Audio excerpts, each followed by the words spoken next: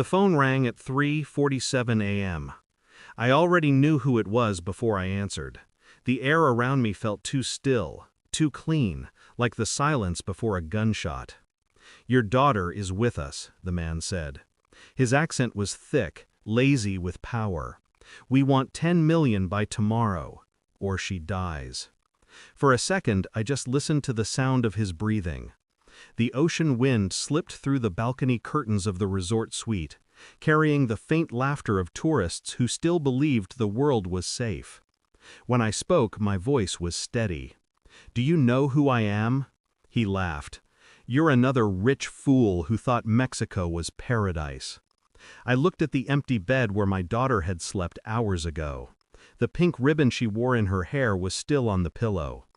"I spent 15 years as the Reaper for the CIA," I said quietly.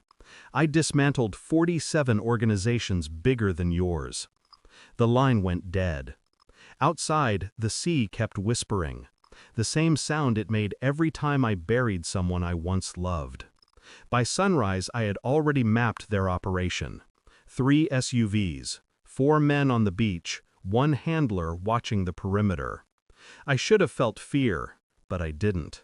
What I felt was betrayal, because I knew this wasn't random.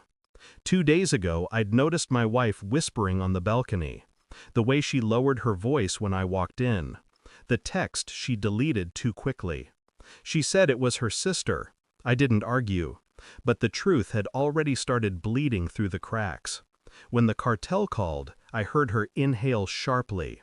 Not fear, recognition. I replayed that sound over and over in my mind as I traced the network of calls. Her phone pinged near the same tower that relayed the cartel signal. A coincidence, she'd say, but I'd spent years decoding lies spoken in calm voices.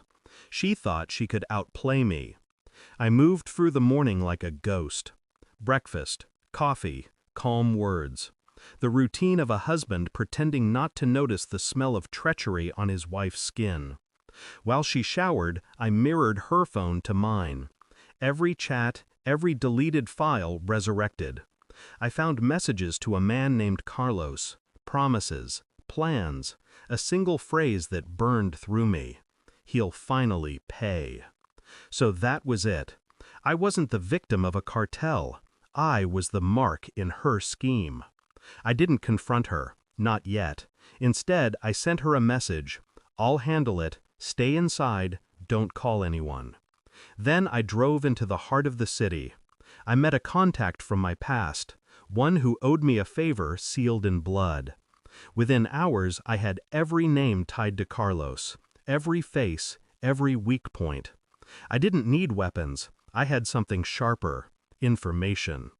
At 2 p.m., I sent the boss's lieutenant a photo of himself at his daughter's school. No threats, no words, just the picture. By 8 p.m., my phone rang again. The same number. This time, the voice trembled. "Who the hell are you?" I said nothing. I let him hear his own fear echo back at him. When I returned to the resort, my wife was sitting by the window, her face pale. "They called," she said. "They said they'll release her." I nodded. "They already did," I replied. She blanked, confused. "What do you mean?" I handed her the file I'd printed, her messages, her plan with Carlos, the payout accounts, the staged kidnapping. Her breath caught. The mask cracked. "Listen, I raised my hand, just one motion." She stopped. "You used our daughter," I said. "You made her bait." She started crying. Loud, desperate sobs meant to humanize her. I didn't move. My silence was the blade. The next morning, I met Carlos in a warehouse outside town. He looked smaller in person, less myth, more mistake. "You don't understand," he stammered. "She said—" I know what she said. I opened the trunk. My daughter was asleep inside, wrapped in a blanket, untouched. I lifted her gently. Carlos saw the look in my eyes and knew what came next. But I didn't kill him. That would have been mercy. I made a call to a friend in the Federales. The kind of friend who owed me favors that don't appear in reports. Within minutes, Carlos's name was tied to every shipment, every hit, every bribe. His own men would find him before the law ever could.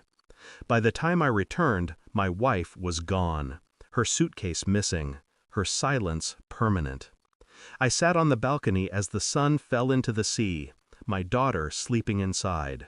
Somewhere out there, Carlos was begging for forgiveness. Somewhere else, my wife was realizing the cost of her lie. I didn't feel peace. I didn't feel rage. Only clarity. I'd spent my life dismantling others. Now I'd dismantled my own. When the phone buzzed again, I let it ring. Some men hunt to survive, others because it's all they know. And me? I answer the call. Thanks for watching. Don't forget to like, share, and comment. Subscribe now to Cheating Stories Insight World for more amazing stories.